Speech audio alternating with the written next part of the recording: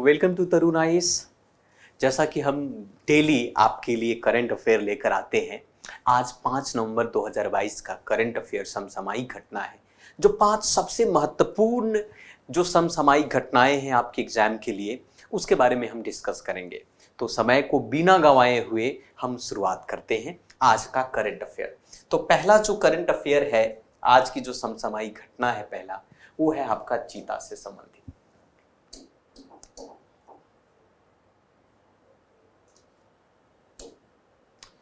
तो आज हम बात करेंगे चीता से संबंधित। चीता इस साल का एक ट्रेंडिंग न्यूज के तौर पर रहा है। आप सभी को पता होगा कि चीता के बारे में हमारे देश के प्रधानमंत्री या फिर आप कह सकते हैं कि खास करके सभी लोग चीता की चर्चा जो है काफी रही। चीता को लेकर काफी चिंता जताई गई है भारत के अंदर में, आप सबको पता ही होगा। तो फिलहाल ये न्यूज में क्यों है, फिर से इसके बारे में हम जान लेते हैं। न्यूज में रहने का कारण है कि जो अभी जो वन अधिकारी हैं जहां पर चीता को रखा गया है, वो नाम्बिया से जो लाए गए चीता थे, उसके बारे में कहा जा रहा है कि चीताओं के प्रजनन कार्यक्रम को सफलतापूर्वक एक अनुमान लगाया गया है कि ये चीता जो है ये प्रजनन अब कब करने वाली है। जो नाम्बिया से मंगाया गया है, तो वही कहता है कि जो नाम्बिया से लाए गए जो चीते के प्रजनन कार्यक्रम की सफलता के बारे में अनुमान लगाने की बात कही गई है, इसीलिए ये प्रमुख न्यूज के तौर पर बना है। फिर से इसके बारे में थोड़ी हम डिस्कस करेंगे। सबसे बड़े हम एशियाई चीता की बात करते हैं। एशियाई चीता क्या होता है? एशियाई चीता एक्चुअली वैसी चीता है जो खास करके घास के मैदान में एक प्रमुख प्रजाति के तौर पर इसको माना जाता है।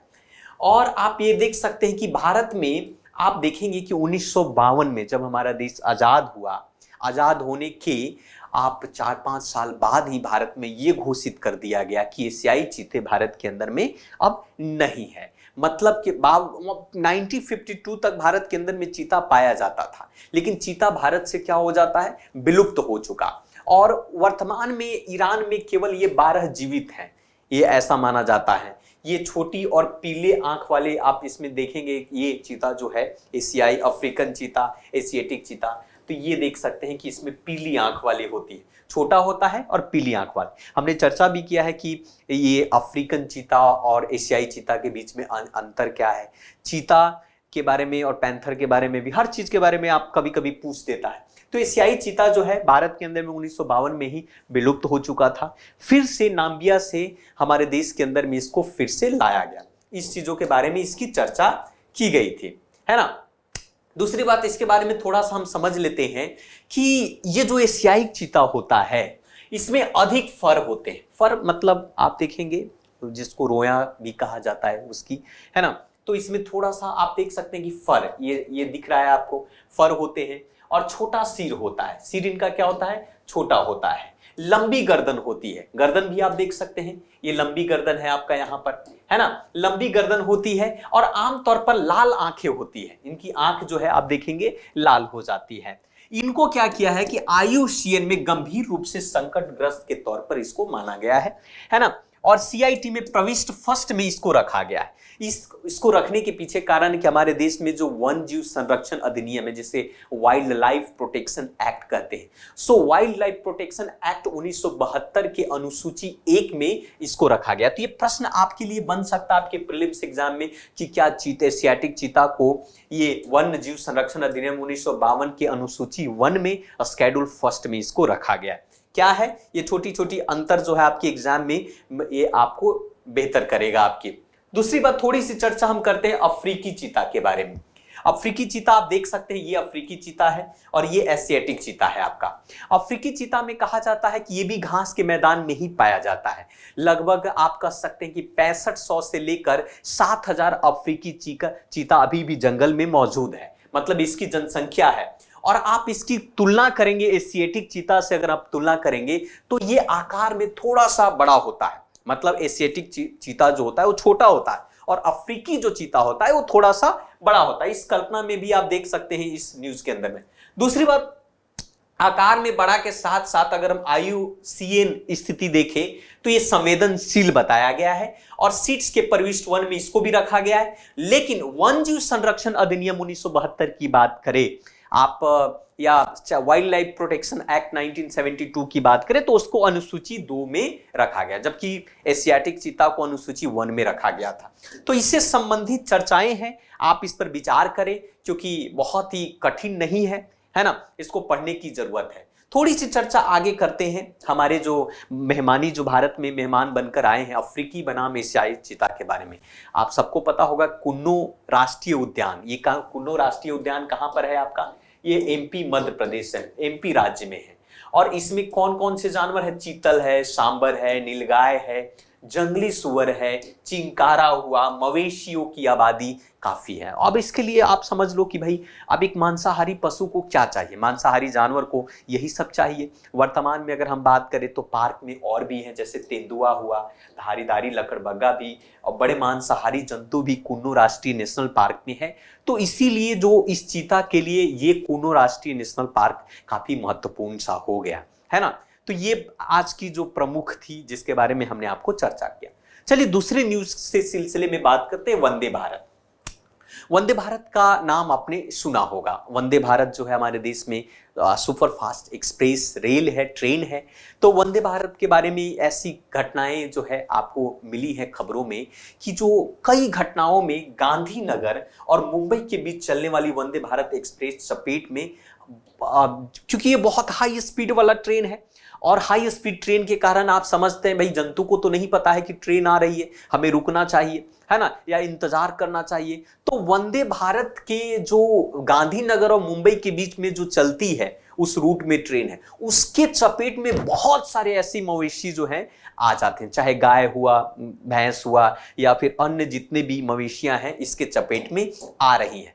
तो इसको लेकर जो है जितने भी राइटर हैं इस चीजों पर बात करते हैं कि भाई इसका समाधान भी होना चाहिए कि भाई जिस तरीके से, अब ऐसा नहीं है कि भाई ट्रेन को ही बंद करवा दी, ये है वंदे भारत ट्रेन, आप सबको पता होगा। लेकिन इसके बारे में चलिए जानकारी है क्योंकि न्यूज में है तो हम थोड़ा वंदे भारत के बारे में भी हम जान लेते हैं कि हमारे देश में ये एक तरीके से स्वदेश में डिजाइन किया गया है और निर्मित सेमी हाई स्पीड ट्रेन है। क्या है ये? सेमी हाई स्पीड ट्रेन है और सेल्फ प्रोपेड ट्रेन है, जो कि रेलवे के लिए अगली बड़ी छलांग आप कर। सेल्फ प्रोपेड मतलब खुद वाले, इंजन अलग से नहीं है आपका लगाया हुआ।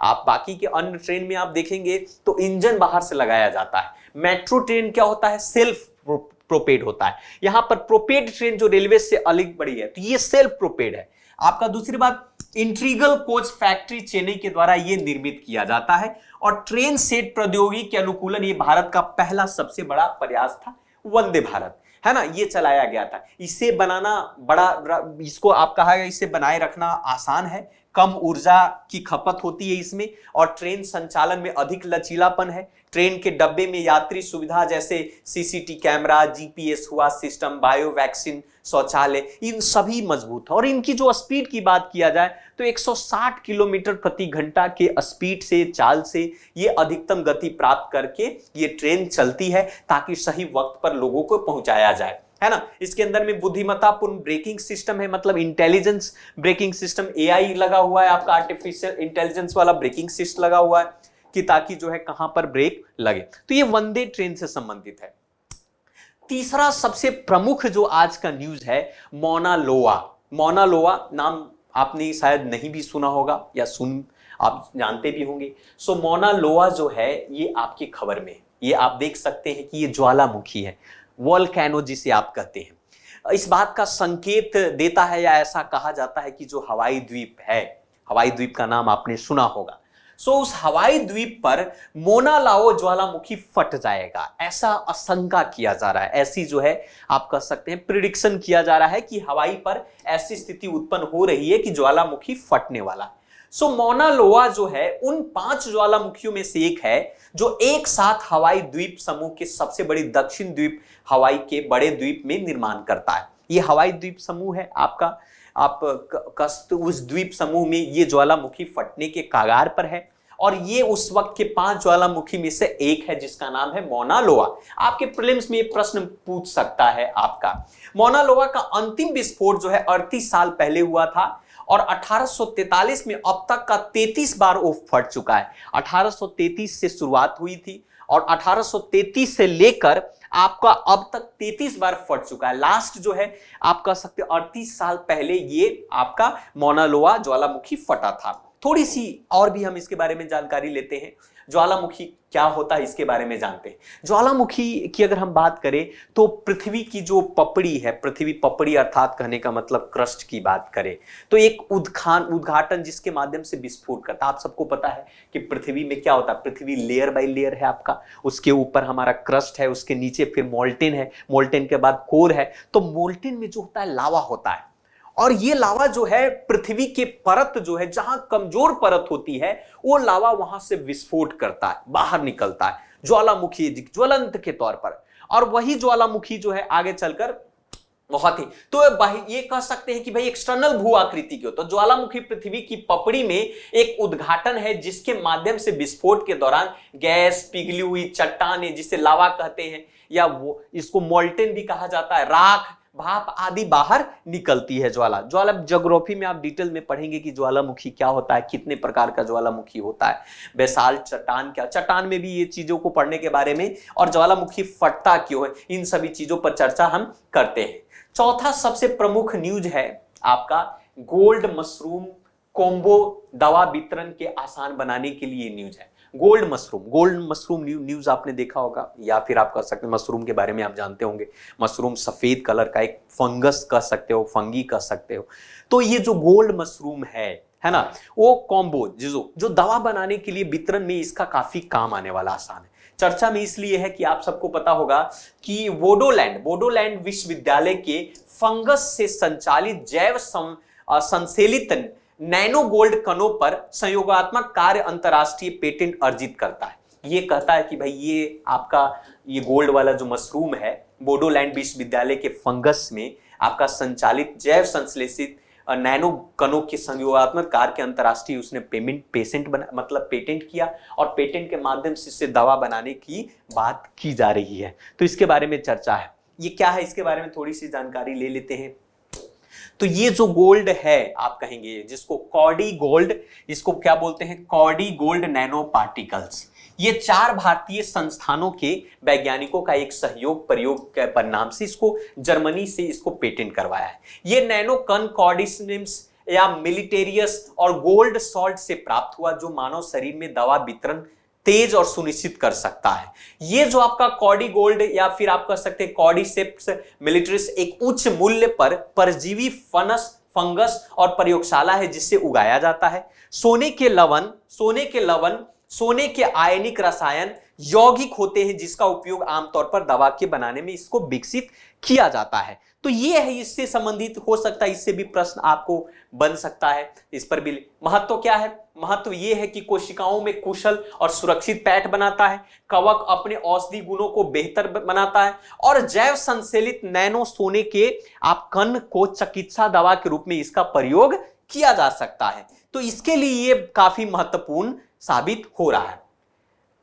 ठीक है, 5वां सबसे बड़ा न्यूज है आज का, ये पिटीशन से संबंधित है। सुने जाने का अधिकार, right to hear, right to listen का अधिकार है, इसके बारे में बात किया गया है। तो इसमें कहा गया कि किसी अन्य देश के कश्मीर पर बोलने का अधिकार नहीं है, विदेश मंत्रालय ने जोर दिया। हमारे विदेश मंत्रालय जो है उन्होंने कहा कि भाई ये हमारी संप्रभुता है, हमारी सोवरेनिटी है, और आप बाहर बैठकर हमारे देश के बारे में आप क्रिटिसिज्म कर रहे हैं या आप कह रहे हैं कि भाई जम्मू कश्मीर के बारे में आप बोल रहे हैं, तो ये आपको अधिकार नहीं दिया गया, सुने जाने का अधिकार आपको इसमें नहीं है। तो ऐसा हमारे विदेश मंत्री इस बात पर करते हैं। थोड़ी सी चर्चा कर लेते हैं, सुने जाने का अधिकार है क्या। सबसे बड़ी बात तो ये है कि ये है क्या, सुने जाना, राइट टू जो पिटीशंस है, कानूनी भाषा में इसको हम लोकस स्टैंडी कहा जाता है। आप जब इंडियन पॉलिटी पढ़ेंगे या राज्य व्यवस्था को पढ़ेंगे तो वहां पर आप देखेंगे कि लोकस स्टैंडी शब्द का प्रयोग किया जाता है।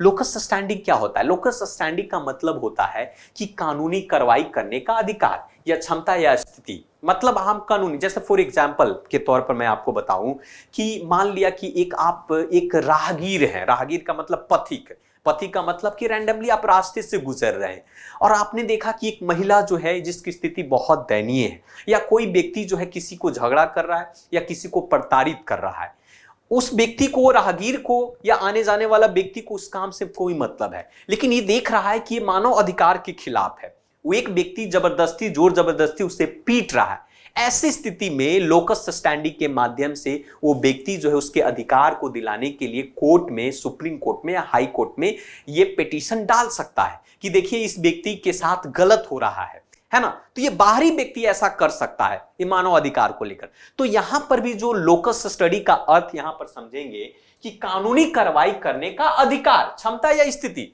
आपको पता होगा कि भारत देश के जो संविधान, हमारा मौलिक अधिकार है, मौलिक अधिकार 6 प्रकार के हैं। उसमें जो लास्ट छठा जो मौलिक अधिकार है, राइट टू कॉन्स्टिट्यूशनल रेमेडीज, उसमें आर्टिकल 32 ये कहता है कि उसके अनुसार से कि एक नागरिक राहत के लिए उच्चतम न्यायालय अर्थात सुप्रीम कोर्ट और अनुच्छेद 226 के तहत उच्च न्यायालय में आवेदन कर सकता है।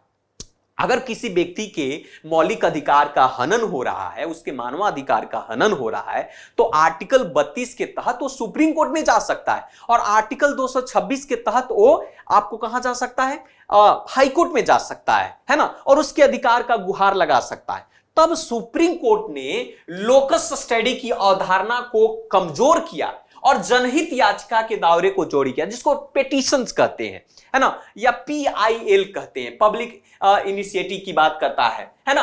तो PIL या जनहित याचिका जारी, कोई भी व्यक्ति जो है जनहित याचिका जारी कर सकता है। क्या है जनहित याचिका जारी? जनहित याचिका जारी जिसको PIL कहा जाता है। PIL का मतलब होता है कि जनहित की सुरक्षा। जनहित, जन का मतलब लोग, लोगों के हित की सुरक्षा, चाहे वो कोई लोग हो, भारत के लोग हैं या किसी दूसरे विदेश के लोग भारत में रह रहे हो, उनके लिए अगर बात करता है तो जनहित की सुरक्षा। तो जनहित के लिए अदालत में दायरा मुकदमेबाजी किया जा सकता है, PIL डाला जा सकता है। और वो PIL किस बेस के आधार पर डालेगा? लोकस स्टैंडी के बेस के आधार पर वो PIL व्यक्ति डालेगा। इसकी चर्चा की है। ये आया कैसे, इसकी कहानी थोड़ा सा हम PIL के इतिहास को हम जानते हैं।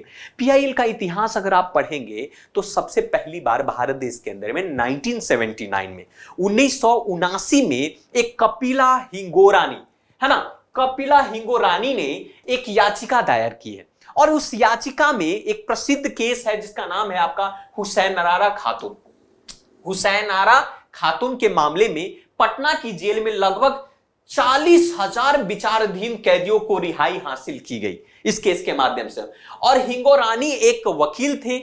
यह मामला जस्टिस PN भगवती की अगुवाई में किया गया। PN भगवती, इसीलिए भारत के अंदर में PN भगवती को PIL का जनक माना जाता है, फादर ऑफ PIL। सबसे पहला ये अमेरिका से कॉन्सेप्ट लिया गया, लेकिन भारत में लाने वाले जो व्यक्ति थे वो कौन थे? PN भगवती थे। तो PN भगवती के अगुवाई में जो 40,000 जो विचारधारी कैदी थे उनको बाहर निकाला गया। अगुवाई वाले बेंच के समक्ष सुप्रीम कोर्ट में यह दायर किया गया और इसे सफल मामले में परिणाम स्वरूप जो हिंगोरानी को जनहित याचिकाओं की जननी भी कहा जाता है। ये भी है, जनहित याचिकाओं की जननी किसे कहा जाता है? हिंगोरानी को कहा जाता है। ये वकील हुआ करती थी और याचिका पर उन्होंने सुनवाई किसने सुना? PN भगवती ने।